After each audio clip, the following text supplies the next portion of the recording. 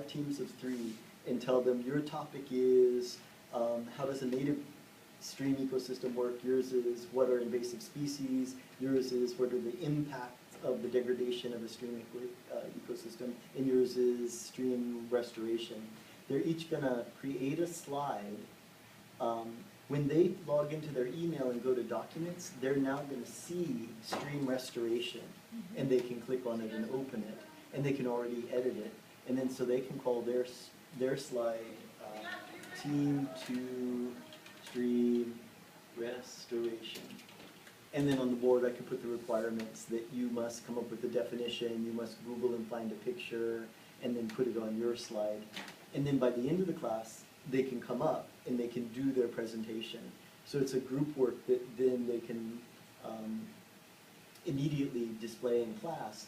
And once I've created this, I can add this link onto the class website, and then that remains there, so we can actually go back to previous group presentations.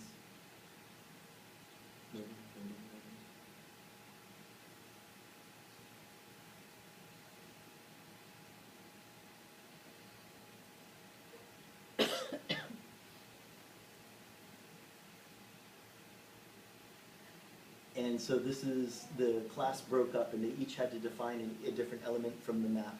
And so each of them looked it up, found the definition, and found an image, then they got up and presented it. But here it is, they can always go back and see those previous things. So the group work can become review, then when the test comes up, they can go back and see their group presentations and watch the presentation again, because the link is on the class webpage. In my folders then, where did the folders go? There they are.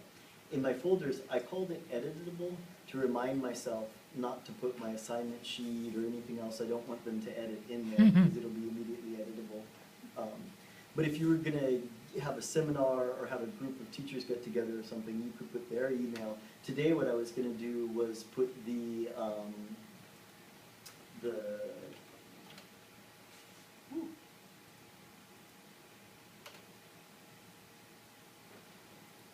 I was going to create a folder, and these are all the people who've signed up for the Google users group. So I was just going to copy those into a new folder, and then create a PowerPoint that the members who showed up then could edit a different slide just so you could see it. But once you've created that slide with those characteristics, everything you do the rest of the year, you don't have to keep copying and pasting those people's email in, and you don't have to keep changing the settings. What did you just do with those emails? I just copied them, and so now if I go to Drive, and I create a new collection, and I'm going to call this Google Users Group, I can now share, and I'm going to add those, just the emails. That wasn't it. I'm going to add the emails from here, copy. Pardon? Otango chibakatsu. Yeah. Oh, Anguia. Let me try Control Z. Control. Okay, so I'm in the folder, and if I successfully do this without destroying the internet, I should just be able to. There we go. So I paste their email, and I make everything in the folder they can edit. I'm not going to email them all. Now I share it. And now I have a folder called Google Application Users Group. Next time we meet, I can create I can now create a presentation, and we all have Chromebooks. I can tell everyone, create a slide, just click add a slide, and title it with your name, and share with the group one way you're using Google Apps. I have students enter tasty recipes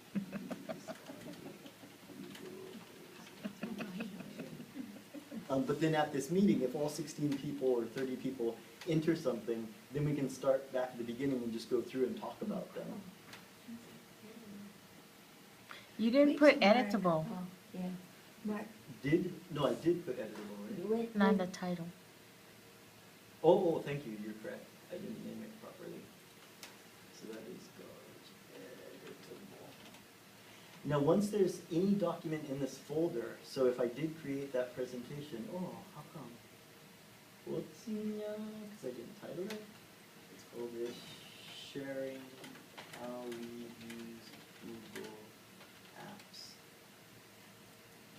And this is in that folder, right?